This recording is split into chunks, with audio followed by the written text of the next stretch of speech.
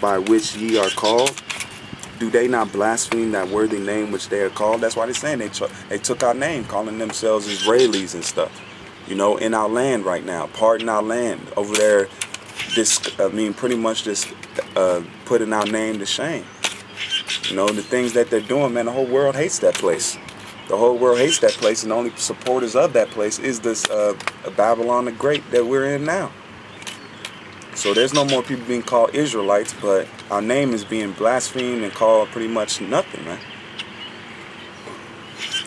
So let's jump to 23, and it says, and the scripts was fulfilled, which saith, Abraham believeth God, and it was imputed unto him for righteousness, and he was called the friend of God. All right, let's go back to the verse I read earlier, the friend of God. People want to forget, he put that in Abraham's seed. He said, I'm going to bless Abraham, and he gave the land to Abraham as a promise. Even though we go off our promises and we pretty much make ourselves lie, the Most High is not a liar. He's not a man that will lie. He's not a man that can lie, you know. He's not a human being like that. You know, we've made a fault. He is not. If he promised that to Abraham and his seed forever, he's going to give that to Abraham and his seed forever. So that's why he's waking us up now and giving us our understanding back, and he's giving us our morals back, and he's giving us our heritage back. So that's why they can't string us up on trees, and they can't, you know, kill us in the streets as they once could. That's why the curses are coming up off of us. You know, especially if you follow the laws, statutes, and commandments the way you're supposed to live, especially the dietary law, your health will regain itself. You know, because if you're going to watch what you eat and watch how you live and watch the things you do, of course the curses are not going to apply to you because you're not doing the things out bluntly. So that's what he means by that. And so go to 2 Chronicles 20 and 7 for a precept on that.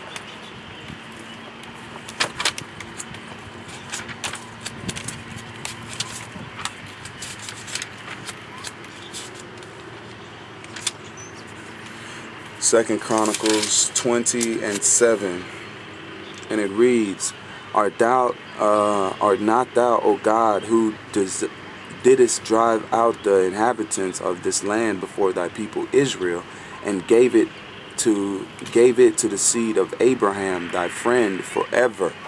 All right, he said he's his friend forever. That's not gonna slack off. And how is he gonna be his friend forever? It means blessing his seed forever, being with his offspring forever. That's Abraham, Isaac, and Jacob. And Jacob is the progenitor of the 12 tribes of Israel, man, which is you Negroes, Latinos, and Native Americans. That's the way he's gonna be his friend forever. All right, he's not gonna forget Abraham, and he's not gonna forget that promise. So that's why like I said, we have our promise. We're getting the law, statutes, and commandments back, and this book is unsealed. It's unsealed, and the secrets of it are being told now in the last days, man. In the last days, he said he's going to raise that back up and raise up the tabernacle of David. So, and it says, and they dwelt therein and have built thee sanctuary for thy name, saying, if we evil cometh upon us as the sword, judgment, and pestilence or famine, we stand before this house and in thy presence, for thy name is in this house, and cry unto thee in our affliction, then thou wilt hear and help. And now behold, the children of Ammon, this is going into something else, but that's pretty much saying now, if we come back to the Most High, if for the rest of the tribes, you Negroes, Latinos, and Native Americans that don't want to come back, we pretty much are stuck here because of you, you know, in your ignorance, not wanting to learn this. I mean, but the Most High has an elect. So all of us is not going to cry one time, because there has to be, the 2/3 is not going to get this. But the 1/3 and the 144,000 are going to get this. They're going to get the knowledge of this book. And they're going to want to come back to the Most High and cry to him. So he said, he helped our forefathers out of great judgments because they called upon his name. And that's the people that don't want to use his name. That's on you, man. The name was not given to you then. So let's get some more. Let's go back to Isaiah 45 and 14.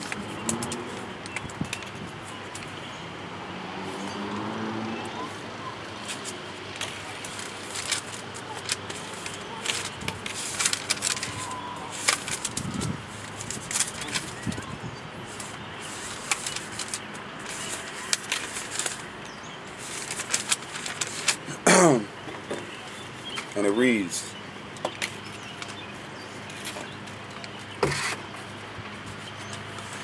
Isaiah 45:14, it says, "Thus saith the Lord, that labor of Egypt and the merchandise of Ethiopia." This is like 45:4. And I started 3. Isaiah 45:3, and it says, "I will give thee treasures of darkness and hidden riches of secret places." And the first, and that's touching on the understanding of this book, man. Because not many people can understand this book right here. I mean, a lot of people have it on their mantle collecting dust, but they don't read it. And if they do read it, they don't understand it the way it's supposed to be understood. You know, because they got to thinking they can't even get over the Cornelius huddle. They can't get over the Sabbath day huddle. Can't get over the Gentiles huddle. You know, there's a lot of stumbling blocks in this book right here. It's set up, it's written in a parabolical form. Even when what they ignorantly call Jesus, when Yahushua was here speaking, he spoke in parables. And parables and dark sayings, so everybody could not get it.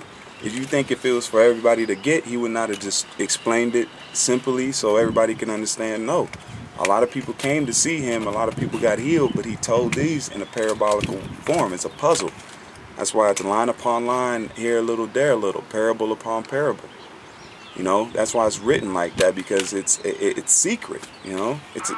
This is a very secret thing. It's a lot there, hold on. So it's a very secret type of book, man. So that's why it says it's going to give us the secret things in darkness. So it says, and I will give thee the treasures of darkness and the hidden riches of secret places, that thou mayest know that I, the Lord, which called thee by thy name, am the God of Israel, the power of Israel. And that's how we know it now, because he's raising up his elect.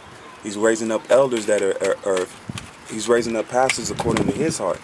Not this world's heart, not no college, not no pay no Bible college for them to teach you stuff that's not according to this Bible, man. You know, you don't need no permission from nobody else but the Most High to be in this word, man. He said he's going to give you pastors according to his heart. That's after his heart. You know, they're going to teach you, and we do. I mean, with the elders of GMS, man, they teach us everything. They teach us from the Hebrew language. They teach us from the high holy days. They teach us the scripts from back to forth, man. You know, they teach us, you name it, they're teaching us, man. And they're rebuking sharply, because that's how the scripts has it set up. They're rebuking. They're doing what they're supposed to do according to the Most High's will. And that's how you know that it's the Most High, because he's giving us that. He's giving us teachers right now, man. And for the brothers that want to learn with open heart, they're going to learn. So it says, and I will give thee the treasures of darkness and the hidden riches of the secret places, and thou mayest know that I, the Lord, which called thee by name, am the God of Israel, the power of Israel. For Jacob my servant's sake, and Israel mine elect, I have even called thee by thy name, and have surnamed thee, though thou hast not known me. Alright? Because the nation of Israel doesn't consider that they are the 12 tribes of the 12 tribes of Israel. They don't compare themselves to that, man. They want to call themselves every other thing in the book, but who they really are. And that's a sad thing, man. They want to call themselves Negroes. They want to call themselves Puerto Ricans, Latino. They want to call themselves that. And and when you ask somebody went into slavery, they can't even tell you that. So it says, I am the Lord, and there is none else. There is no God, but there is no power besides me. I girt thee, though thou hast not known me. And girt thee, that means he holds us. He holds us close. Though we don't know him, he's the one protecting us through all of this. You know? He's the one giving us the food when we need to eat. The jobs when we need to have them. You know, the money when we need it.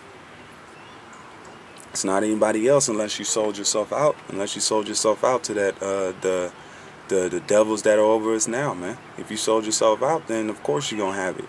Because that's Satan's serving. That's what you serving Satan, not the Most High.